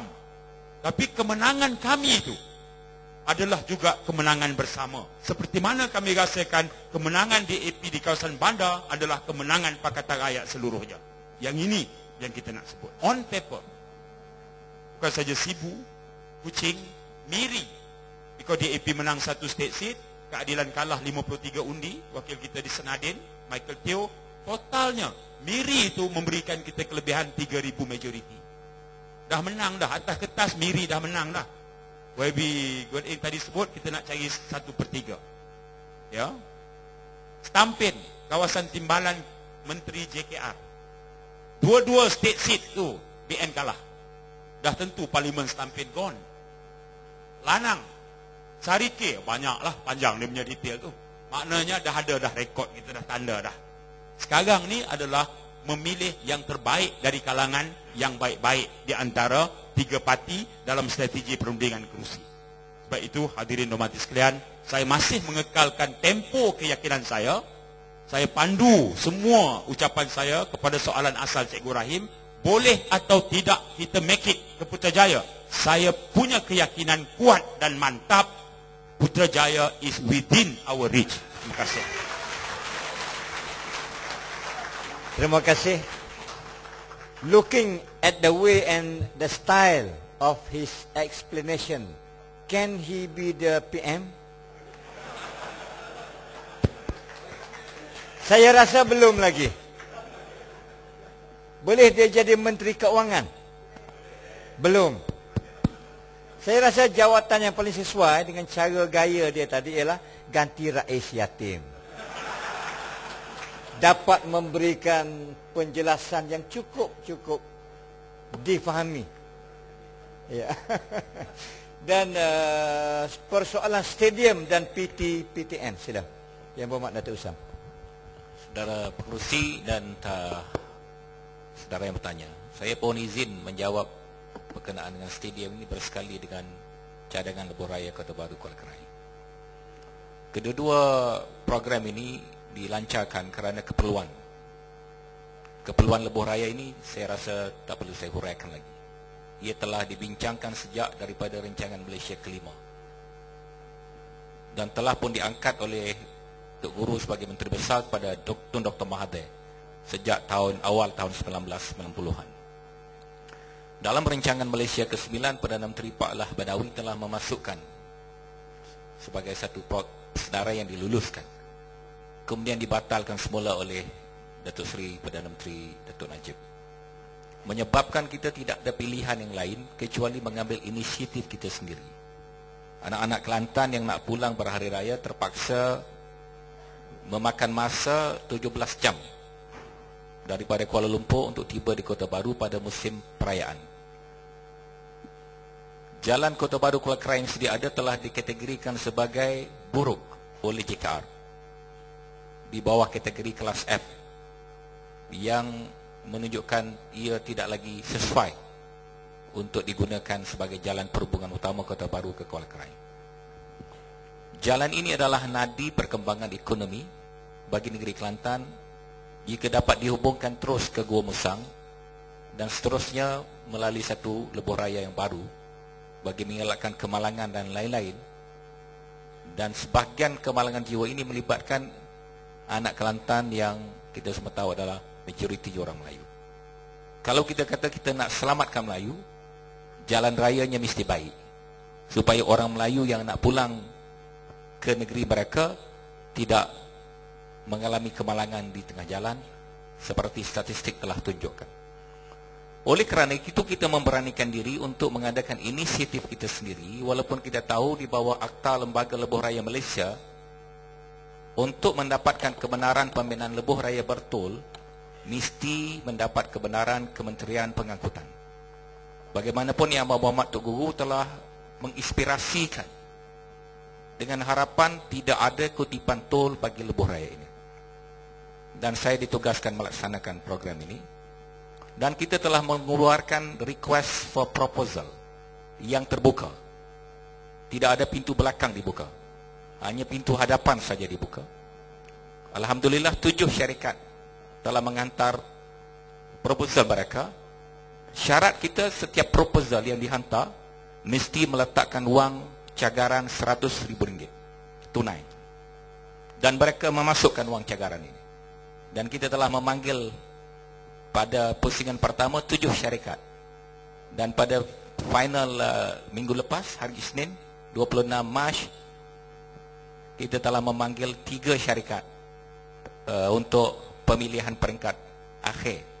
InsyaAllah pada 18 hari bulan April, dalam mesyuarat ESCO yang akan datang, kami akan memanjangkan pilihan ini kepada kerajaan negeri untuk dibuat pemilihan, di mana proses pengambilan tanah bagi lebuh raya ini yang dijangka bernilai 200 hingga 300 juta ringgit akan dimulakan pada awal Mei 2012 ini, seperti yang dijadualkan. Bagaimana kita mendapat fund untuk acquisition ini?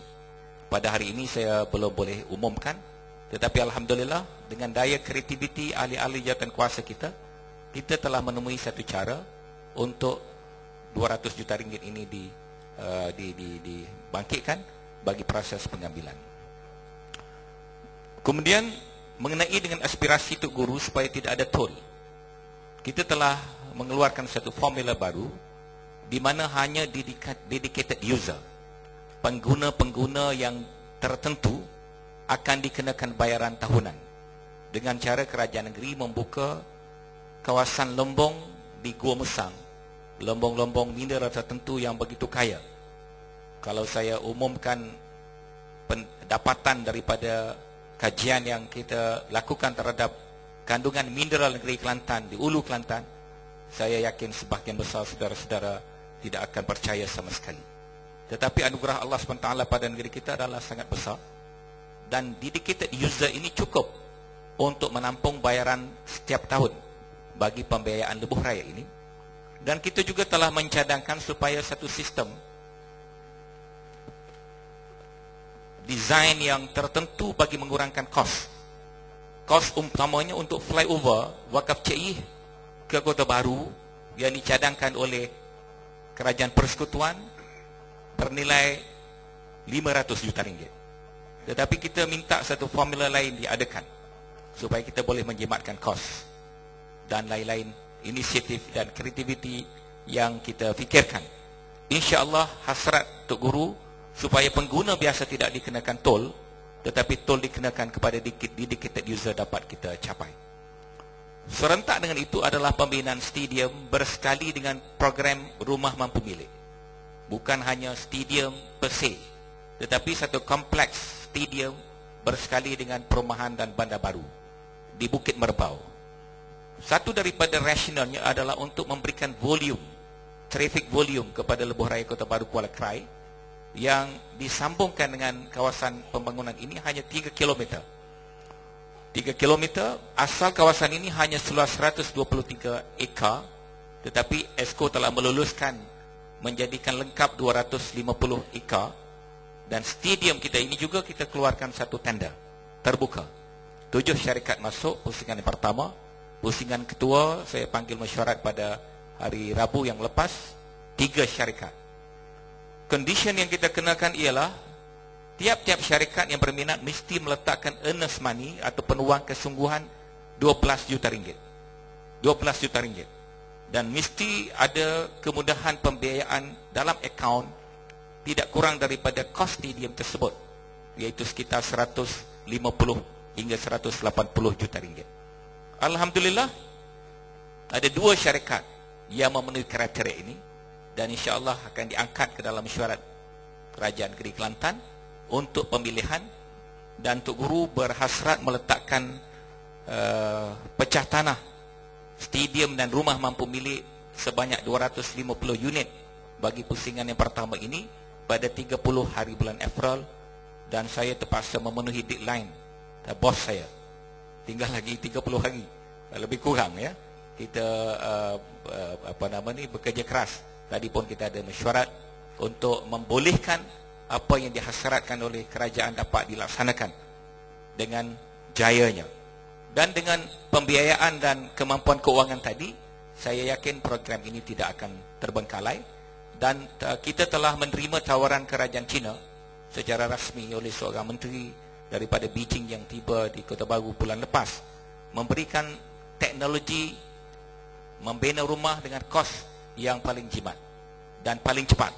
Seperti yang tuan-tuan lihat dalam surat khabar 2 bulan lepas, ada sebuah hotel di Beijing 30 tingkat dibina dalam masa 15 hari. Ya, 15 hari. Dianggap sebagai impossible, ya. Dan kerajaan negeri telah dijemput. Saya akan pergi dengan timbalan saya, Muhammad Azami, dan Ketua BBC Muhammad Ustaz Abdullah, dan delegasi yang lain pada 7 hari bulan April ini untuk meninjau dan menerima tawaran kerjasama tersebut. Dan insya-Allah negeri Kelantan akan menjadi negeri pertama menggunakan teknologi ini, dan kita boleh melaksanakan perumahan seluruh negara secara berskala besar. Kalau soalan saudara tadi tentang PTPTN, setakat yang saya ikuti dalam Facebook mengenai dengan manifesto, saya ditugaskan menjadi pengerusi manifesto PAS untuk dikemukakan pada Pakatan Rakyat. Kami mencuba mendapatkan feedback kerana kami berharap rakyat yang melukis impian mereka, bukan kita di atas meja menawarkan impian kita. Dan melalui konsep ini mereka menyuarakan hasrat mereka melalui Facebook. Yang ditanya mengenai perkhidmatan awam bukan saiznya. Tak ada satu pun feedback Facebook mengenai perkhidmatan awam, mengenai saiz perkhidmatan awam, sama ada akan dikecilkan ataupun dibesarkan. Kerana Pakatan Rakyat telah pun membuat pengumuman bersekali antara ketiga-tiga parti, tidak ada pengecilan saiz perkhidmatan awam yang sedia ada pada waktu ini. Tetapi isu-isu yang dibangkitkan adalah mengenai, yang pertama, 40% kaki tangan awam berada dalam kategori miskin, ya, masih berada dalam kategori miskin. 40% perkhidmatan awam, kaki tangan perkhidmatan awam, gaji mereka tidak mencukupi untuk membiayai kehidupan. Yang kedua yang dibangkitkan adalah perumahan, baik kuotas untuk tentera, kuotas untuk polis, kuotas untuk petugas SPRM, bahkan orang-orang muda yang baru berkahwin, mereka mendapati gaji yang mereka terima tidak membolehkan mereka tinggal di rumah yang menasabah bagi seseorang insan. Ini isu yang dibangkitkan, ya. Dan antara lain yang dibangkitkan adalah allowance profesional. Ini dibangkitkan dalam Facebook. Dan kos untuk membeli kereta yang mahal bagi kaki tangan baru perkhidmatan dan juga kaki tangan lain-lain. Jadi isunya adalah berbeza daripada yang saudara sangkakan, ya. Isunya adalah lebih kepada direct benefit kepada tiap-tiap penjawat awam ini, dan ini akan diolah dalam manifesto Pakatan Rakyat pada keseluruhannya. Mengenai dengan pinjaman PTPTN, ia bermula daripada tawaran kerajaan negeri Kelantan yang kemudiannya diterima oleh Datuk Seri Anwar Ibrahim dan diumumkan sebagai polisi bersama Pakatan Rakyat, iaitu kedudukan PTPTN ini asasnya mesti dikaji. Mesti dikaji. Konsepnya ialah pendidikan adalah bukan privilege. Pendidikan adalah hak semua rakyat jelata. Kerana itu ia seharusnya accessible kepada semua rakyat tanpa mengira kaum, sejak daripada sekolah tadika sampai ke universiti. Konsep yang dibuat oleh Barisan Nasional selama ini adalah discriminative in nature. Discriminative in nature tanpa mengambil kira kedudukan ekonomi seseorang pelajar, hanya mengambil kira keturunan mereka. Saya tak bangkitkan orang Cina yang tak dapat beasiswa, yang mereka rasa kecil hati. Saya bangkitkan seorang budak India beragama Islam, nak masuk medik ke UIA, nak masuk medical faculty di UIA. Bila dia membuat permohonan, walaupun dia adalah antara best student di wilayah persekutuan, permohonannya ditolak kerana kota Melayu sudah habis. Kota Melayu sudah habis dan beliau boleh bercakap Melayu, beragama Islam, berbudaya dengan budaya Melayu, tetapi oleh kerana ada slang Arab India dalam nama dan pinnya, maka ia ditolak, rayuannya ditolak, dibawa ke menteri tolak. Dan bagaimana frustration berlaku. Dan contoh ini bukan satu contoh terpencil. Ia adalah gambaran daripada dasar pemisahan berasaskan kaum dalam pendidikan kita. Jadi isunya adalah accessibility pendidikan kepada semua pihak di negara kita. Dan kerana itu kita mengambil model-model seperti yang disebut oleh Datuk Seri Anwar Ibrahim di Turki. Di Turki tak ada minyak. Ya, siapa pernah pergi Turki, inflation rate sampai 1000% satu masa sebelum Erdogan jadi Perdana Menteri Turki. Lebih 1000% kadar inflasinya. Ya, tetapi hari ini Turki boleh memberikan pendidikan percuma daripada tadika sampai ke universiti. Kalau Turki boleh, kenapa Malaysia tak boleh? Dengan kekayaan yang kita ada. Tanpa memikirkan mekanisme, cabaran saya kepada saudara mahasiswa ialah kita kena try dulu. Kalau Barisan Nasional dah tutup pintu, dia kata tak boleh kaji, mengapa kita nak stick kepada Barisan Nasional? Kenapa kita tak beralih kepada Pakatan Rakyat? Kalau betul Pakatan Rakyat boleh hapuskan pinjaman PTPTN, itu bonus kepada saudara-saudara. Kalau kami tak boleh hapuskan, saudara pulangkan balik pada Barisan Nasional. Tetapi kekal dengan tidak mencuba, masih memilih Barisan Nasional kerana tak nak mencuba Pakatan Rakyat, itu satu konsep yang salah. Saya nak ambil moto NGO UMNO di Kelantan, acu teras sekali. Ya, dia nak teras sekali di Kelantan, kita teras sekali di Kuala Lumpur. Ya, jadi sama-sama terah. Jadi kita tak gaji terah lagi. Orang lain mengatah Malaysia. Duk main doktor tular kata kuli, duk cocok ubat Panadol tu ya. Jadi kita terah sekali. Dan mahasiswa terai for sure untuk Kelantan kita dah calculate. Bila saya buat pengumuman ini bukan saya buat sesuka hati. UPenn telah menyediakan data-data. Di Kelantan ada 93,000 peminjam PTPTN sejak ia dimulakan. 93,000 orang. Kos dia adalah 4 bilion ringgit. Dan kalau bermula pada 2005, sejak daripada pengeluaran petroleum dan gas dalam perairan Kelantan yang tak bertindih, Januari 2005, kita hanya perlu menampung 1.2 bilion. Kalau kita hapus kirakan dengan andaian semua pinjaman ini belum diselesaikan walaupun sedikit. The full amount kita selesaikan 1.2 bilion. Tetapi setengahnya telah pun diselesaikan separuh. Dan seterusnya diberikan percuma. Pelajar akan datang, tidak perlu lagi pinjam PTPTN. Kosnya hanya baru 1.2 bilion. Tunggakan yang kita tuntut daripada Petronas minimum dan konservatif 4,000 juta. 4 bilion. Maknanya kita masih ada baki dekat dengan 3 bilion. 3 bilion ringgit baki untuk orang miskin, untuk perumahan, untuk gaji imam, untuk dakwah, untuk orang asli, untuk yang sakit kronik, untuk janda, untuk armala, untuk anak yatim, untuk infra, untuk airport kita menjadi airport antarabangsa.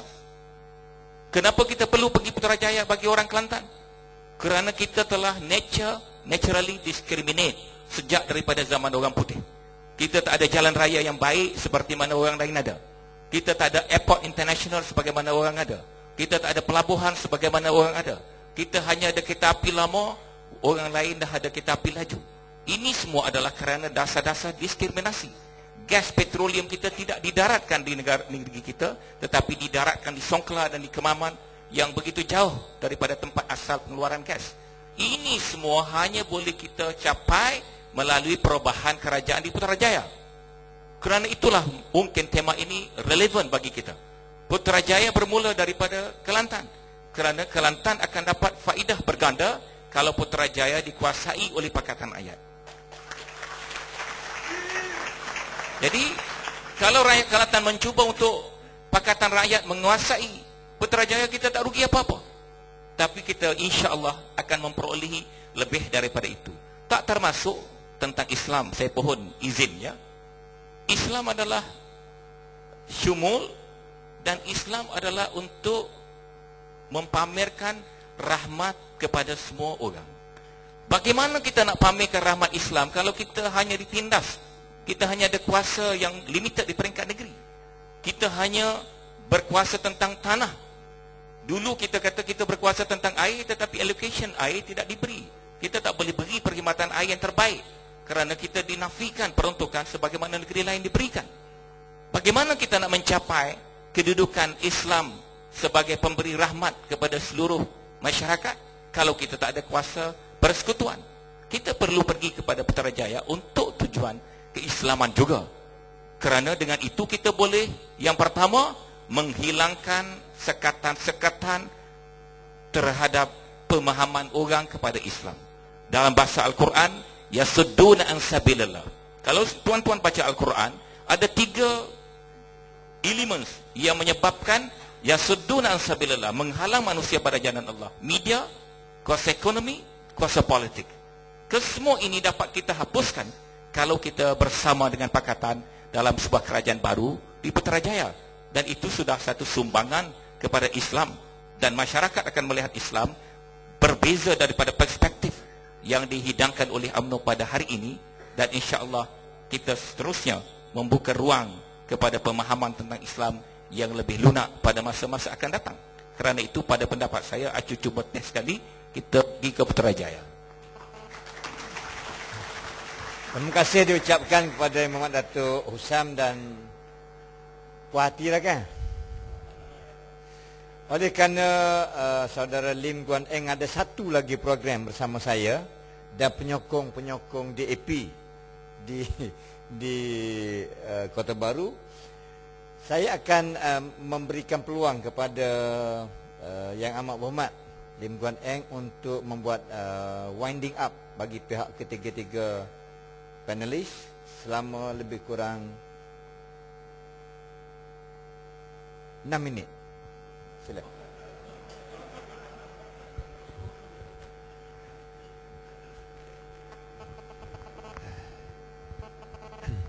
Terima kasih kepada Yang Berhormat Cikgu Rahim, juga Yang Berhormat Dr. Husam, dan juga kepada Yang Berhormat Saifuddin. Saya rasa yang penting yang mungkin saya nak buat rumusan ialah bahawa usaha Pakatan Rakyat untuk memerintah Putrajaya bukan semata-mata untuk mendapat kuasa. Kita bukan gila kuasa. Saya rasa itu sesuatu yang kita kena tegaskan. Kerana kita tidak tegas, kita tidak gila kuasa. Itulah sebabnya kita boleh jalankan program yang memanfaatkan rakyat. Seperti yang disebut tadi dengan panjang lebar oleh Yang Berhormat Saifuddin dan juga oleh Datuk Husam.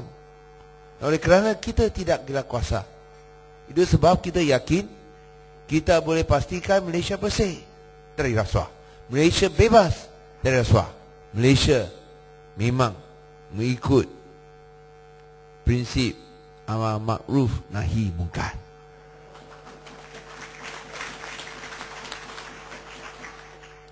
Dan kerana kita tidak gila kuasa, kita boleh jalan pendekatan sederhana, pendekatan wasatiyah yang sama dengan keadilan, sama dengan kebebasan, sama dengan kebenaran, dan sama dengan keadilan sosial untuk semua rakyat Malaysia. Saya rasa itu penting. Konsep Pakatan Rakyat yang tidak gila kuasa berlainan, berbeza dengan konsep Barisan Nasional yang lebih dari gila kuasa. Tak siuman, lebih dari gila kuasa. Semata-mata kerana mereka tahu bahawa bila mereka dapat kuasa, mereka akan dapat kekayaan yang tidak dapat digambarkan oleh orang-orang biasa. Saya nak cerita tentang itu, hutang yang saya tak sebut tadi. Itu betapa besarnya hutang yang dialami oleh rakyat. Yang dipaparkan dalam penyataan kewangan ialah 456 bilion. Tapi ini tak masuk kira contingent liability. Apa itu contingent liability? Contingent liability ialah jaminan-jaminan yang dikeluarkan atau yang diberikan oleh kerajaan persekutuan untuk agensi-agensi atau untuk GRC, Badan Berkanun Kerajaan. Kalau kita tambah contingent liability, iaitu jaminan-jaminan yang diberikan, hutang kerajaan persekutuan naik melambung lebih 115 bilion, iaitu sebanyak 570 bilion. 570 bilion. Nah, kalau kita sebut 570 bilion, semua tak faham. Saya pun tak faham. Ini angka terlalu besar.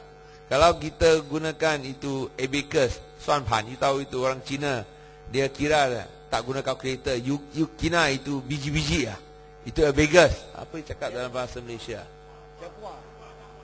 Oh, you cakap dalam bahasa Cina jugalah. Capua. Okey. Kalau you nak kira 570 bilion ringgit, tak cukup biji. Betul tak? Kalau gunakan kita kena kalkulator pun tak cukup nombor. So, saya tak tahu macam mana jelaskan ini 570 bilion utang negara, kecuali kalau kita samakan, ditanggung bersama oleh 28 juta orang. Setiap orang, tak kira dia orang dewasa, kanak-kanak ataupun bayi yang baru dilahirkan, setiap orang kena tanggung berapa? 570 bilion, setiap orang kena tanggung berapa? 22,000 ringgit. Itulah jumlah. Kalau satu keluarga 10 orang 220,000 ringgit. Inilah utang yang anda akan tanggung kalau Malaysia jadi bankrupt. Dan 22,000 setiap orang tanggung. Kalau tambah itu contingent liability, dia bagi 500, kita gembira betul. Belakang kira 22,000. Ini gila kuasa tentang utang saja. Rasuah macam mana? Rasuah macam mana? Dalam 10 tahun ini, kalau kita lihat anggaran, bukan oleh saya, bukan oleh Saifuddin, bukan oleh Husam, bukan oleh saya, pun bukan oleh Cikgu Rahim. Ini daripada Badan Bebas Washington, bekas pakar ekonomi Bank Dunia. Mereka buat anggaran. Negara Malaysia merupakan negara nombor 5 di mana wang haram diambil keluar secara curi-curi. Berapa sudah diangkat keluar secara curi-curi dalam 10 tahun ini?